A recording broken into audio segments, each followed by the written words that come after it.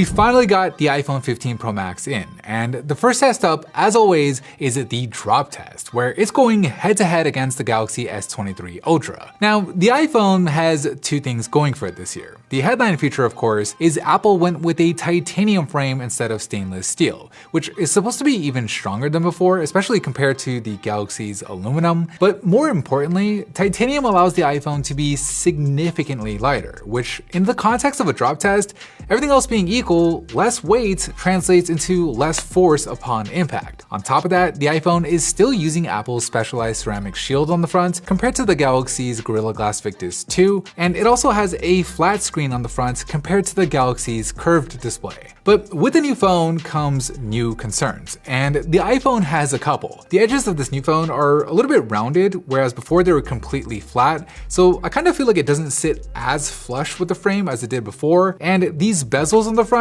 are thinner than ever, which could actually be a negative factor for it in terms of a drop test. But whether or not it is though, well, there's only one way to find out. Round number 1, backdrop. 3, 2, 1.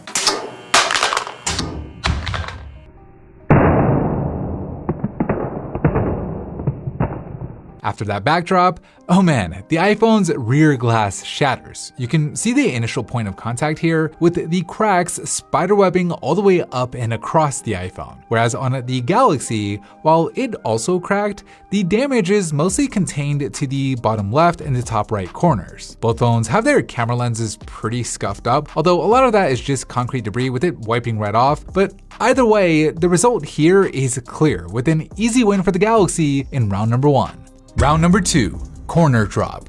3, 2,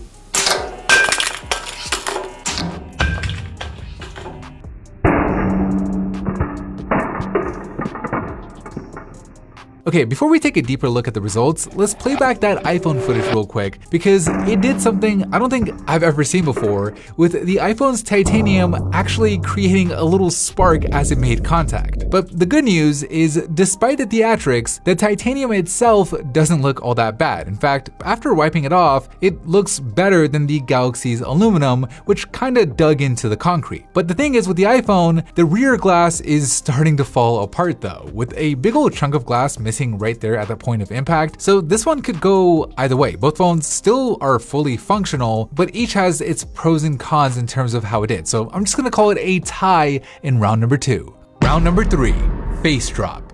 3, 2, 1.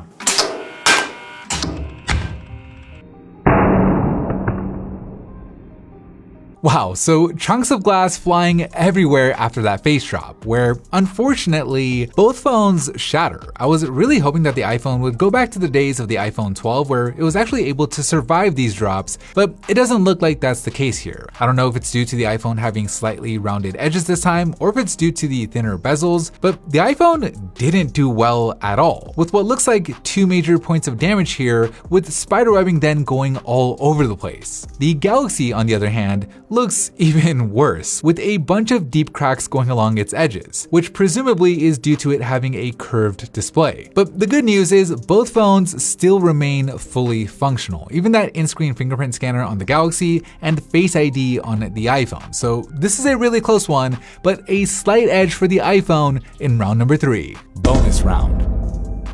And 3, 2, 1.